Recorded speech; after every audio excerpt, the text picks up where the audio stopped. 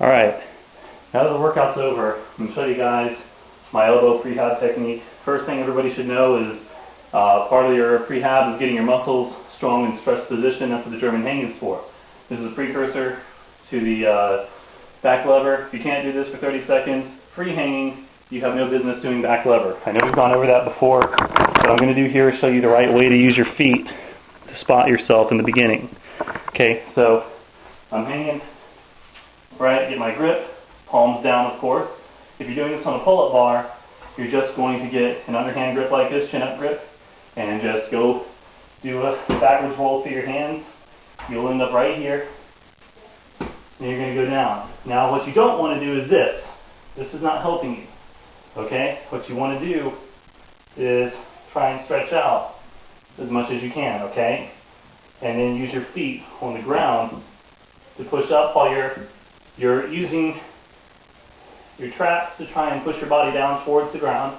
You're using your back and abs to straighten your core. Right? You're constantly trying to roll your arms back. You're not trying to lift out. You're trying to push down, and you're just taking enough weight off with your feet to make that possible. And then eventually, you'll be doing this free hanging.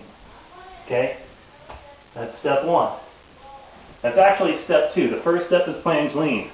I've showed this in another video, but this is specifically for the baseline straight arm strength and elbow rehab. Okay? You're going to start, you got to do these fingers back. You're going to have to start slow on this. This is very hard right here. See this? All this, you get a reflexive flexion here that literally keeps your body from moving forward. It also moves the base out to here. So even though you have this arm angle, you're not as disadvantaged as you think you are. The other thing you need to keep in mind is that look at the arm angle.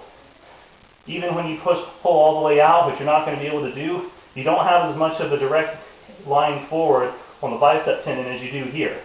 It's much more powerful here, and there's no fingers here to help take away the pressure. So you're going to have to be a little more forward. You're going to get up, and you're going to start like here. Right? Maybe even more forward. Maybe you'll start here. 60 seconds. Okay? This should be easy. I mean, it might be a little hard on your shoulders and your abs or something if you're not used to holding it, but you really shouldn't feel it hardly at all on the biceps. You get good at this, do it for 4 to 8 weeks.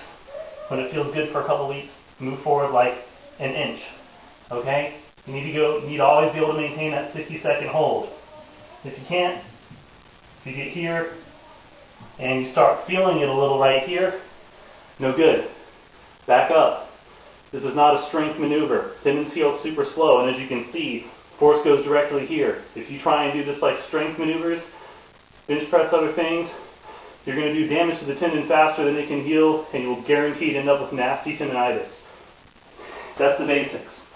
The last thing is transitioning to the straight arm frog stand. You're going to start off here, right? Regular frog. When you get good there, you're going to do the same thing on your elbows, and then you're going to slowly, over the period of time, first you'll start here, then you'll be here, and eventually you'll be right here. Alright? Do that with fingers forward and fingers back. Like I said, fingers back is completely different balance and much harder here. So take it slow. Alright. This is a better angle for you to see the elbow action that I'm talking about on the advanced frog stand. As you're transitioning over, once you got a 60-second regular frog stand, what you're going to want to do is to start off with bent arms. Alright, some of you will be okay starting straight, but if you're only able to do like 8 or 10-second holds, you're going to be putting a lot of strain on your tendons. It's going to be a little bit much for it.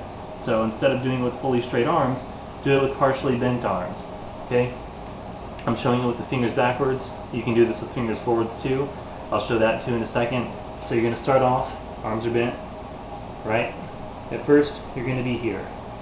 You get good, straighten a little more, and eventually you're right there. Okay?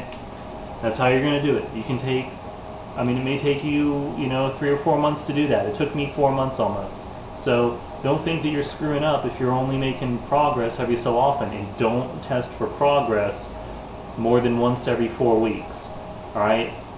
Every time you test for progress, you're pushing yourself to the max, you're doing a lot of damage in this tendon right here, and as I said in other videos, and I'll say again here, it takes a lot longer for these tendons to heal than muscles. They don't have the blood supply. It takes about 10 times longer. So what your muscle can recover from in maybe like 8 hours, it's going to take your tendons something like 4 days. Okay, so you have to keep that in mind when you are doing things. That's why these are all submaximal, and that's why you're supposed to take a long time so that your tendons have time to supercompensate and get so strong that this stuff really doesn't even touch them. Alright, so fingers forward is going to look like this.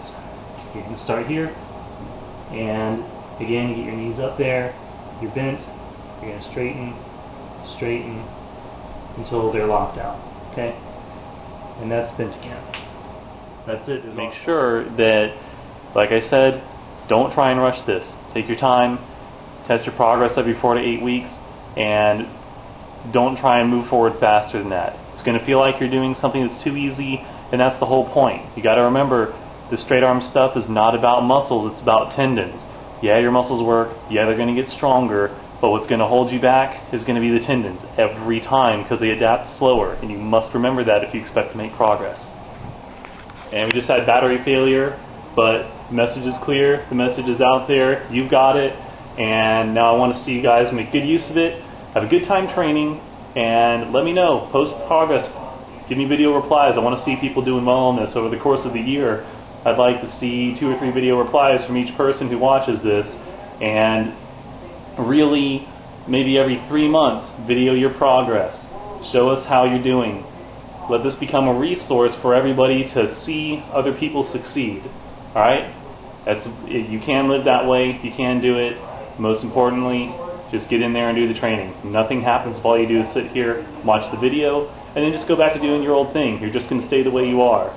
Learn, grow, get stronger, get faster, and help each other. Alright, Soldierman out.